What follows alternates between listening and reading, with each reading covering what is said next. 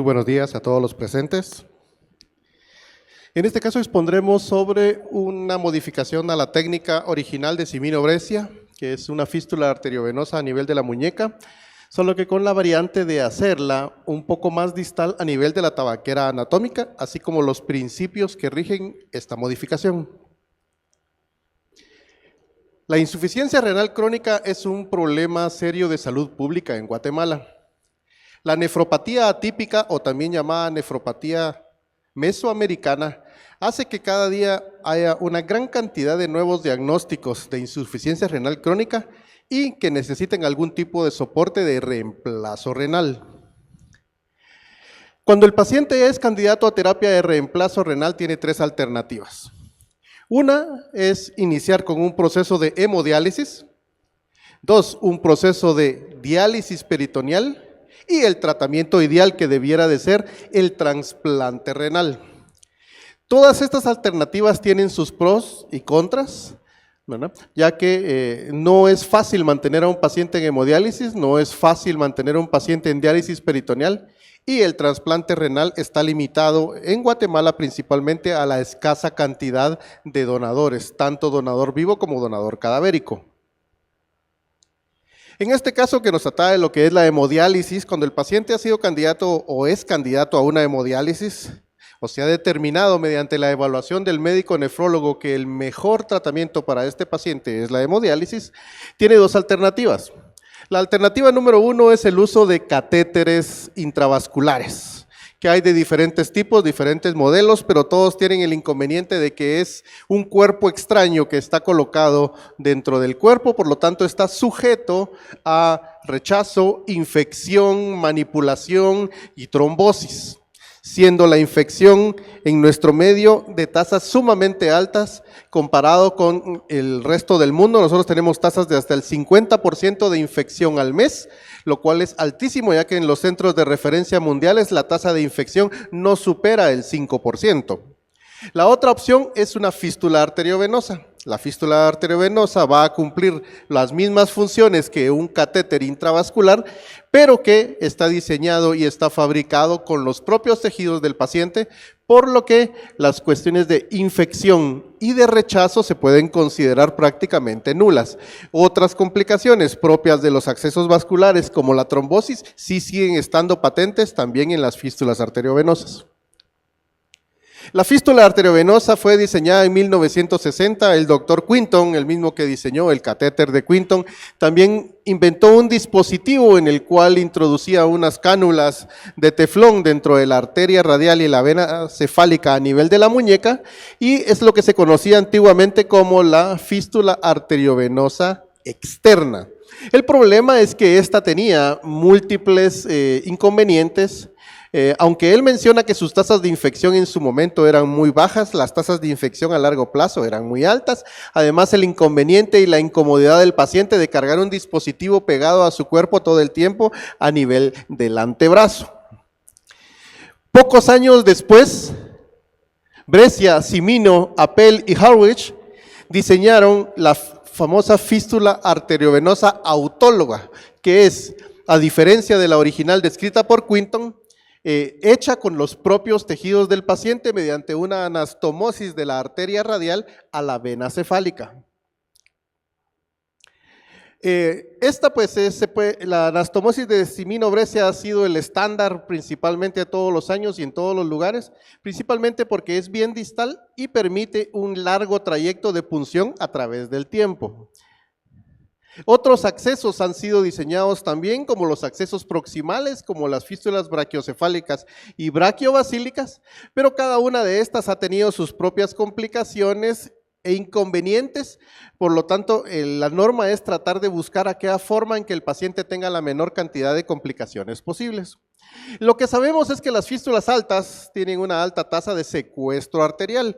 Es aquello de que la fístula roba tanto flujo que la sangre no llega a los tejidos distales y entonces la mano empieza a cursar con isquemias crónicas. O puede haber hipertensión venosa y desarrollándose todos los signos como que si el paciente tuviera varices con cambios de coloración e incluso hasta ulceraciones en los dedos. Las fístulas distales tienen una tasa sumamente baja, por no decir casi despreciable, de secuestro arterial, pero tienen un inconveniente que son las que más producen estenosis yuxtanastomótica, definiendo la estenosis yuxtanastomótica como aquella que se produce en los primeros 3 centímetros posterior a la anastomosis arteriovenosa. ¿Por qué se produce la estenosis yuxtanastomótica? No se sabe a ciencia cierta, pero hay múltiples teorías. Las dos son la excesiva manipulación de tejidos que se necesita para transponer la vena cefálica hasta el mismo trayecto donde se encuentra la arteria radial. Es por eso que algunos han propuesto que lo que debe de transponerse es la arteria radial a la vena cefálica, solo que este es un procedimiento sumamente difícil debido a que la arteria radial a nivel distal tiene múltiples colaterales que habría que ligarle. Al hacer la transposición de la vena cefálica hacia la arteria radial, tiende a quedar una angulación en los primeros centímetros de la anastomosis. Esto genera flujo turbulento y tensión por el flujo arterializado, hiperplasia miointimal y que con el tiempo va a producir una estenosis. Para evitar esta angulación y manipulación excesiva de tejidos, se propuso la modificación de que se hiciera la anastomosis con la arteria radial posterior, la cual discurre a nivel de la tabaquera anatómica en la base del dedo pulgar y que tiene como característica que tanto la vena cefálica como la arteria radial están casi paralelas a una profundidad mínima, ya que incluso aunque el paciente tenga un panículo adiposo, a nivel de la muñeca esto no es muy manifiesto. Entonces se propone que esta técnica pudiera tener la ventaja de que al no tener curvaturas, disminuir las tasas de estenosis yuxtanastomótica. Esta modificación no es nueva. Si en el 66 Simino Brescia hizo la original, ya en 1969, 3 años después, en París ya había sido propuesta esta técnica como una modificación aceptable y viable de la fístula distal para hemodiálisis.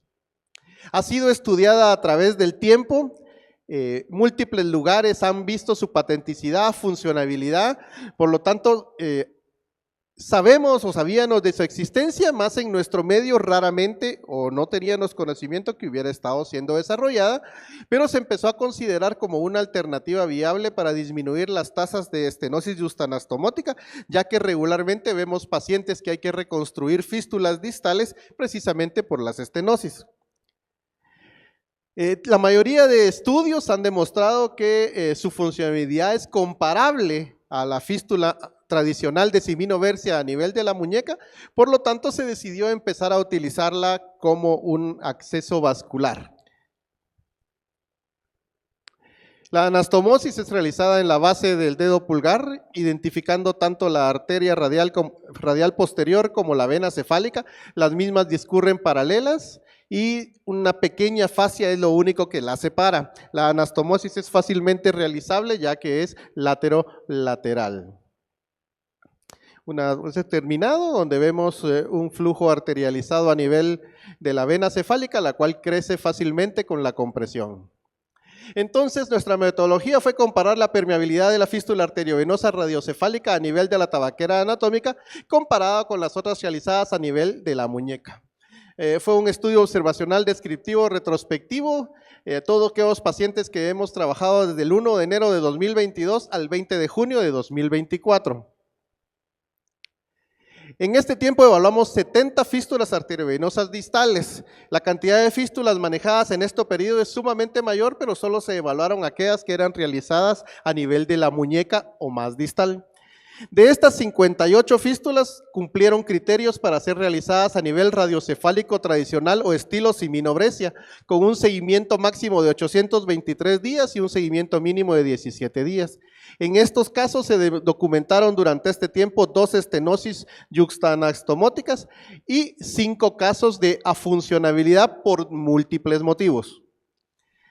12 fístulas cumplieron los criterios para poder ser realizada en la tabaquera anatómica. Y los criterios era que cumpliera por lo menos con una arteria de 2.5 milímetros y una vena de 3.5 milímetros. El seguimiento máximo de estas de estos casos fue de 712 días y un mínimo de 26 días. Durante todo este tiempo solo se ha tenido un caso de afuncionabilidad de la fístula en la tabaquera anatómica y se debió a una trombosis por hipotensión y que posteriormente no fue referida oportunamente a un centro de atención para que pudiera ser tratada en agudo y volver la fístula a ser funcional. Cuando analizamos entonces a través del tiempo la permeabilidad de la fístula en la tabaquera anatómica, podemos ver que salvo el periodo inicial donde hubo una tasa de fracaso, en todo el tiempo la fístula en la tabaquera anatómica se ha mantenido permeable. Mientras que en las fístulas radiocefálicas han habido casos a través del tiempo de hipofuncionabilidades, aunque al hacer el análisis estadístico podemos decir que no hay ninguna diferencia, todo esto es, la única diferencia es la cantidad de casos que hay en cada grupo, por lo tanto decimos que son equivalentes. Concluimos que la tasa de permeabilidad de la fístula radiocefálica a nivel de la tabaquera es equivalente a la anastomosis a nivel de la muñeca o la tradicional siminobresia. Por lo que recomendamos considerar la fístula arteriovenosa en la tabaquera como una opción viable cada vez que sea posible, ya que tiene un potencial de menores complicaciones estenóticas que estén asociados a la manipulación quirúrgica. Una característica que tiene esta operación es que es exclusivamente para hombres. Anatómicamente nunca hemos encontrado, ni los libros lo mencionan, que haya mujeres que tengan arteria radial posterior prominente. Por lo tanto, decimos que este es un tratamiento exclusivamente para hombres. En todos los estudios que se han realizado, todos han sido realizados en varones. Las edades de los pacientes eran demasiado heterogéneas y como fines de este estudio no se consideró hacer una evaluación por edad. Muchas gracias.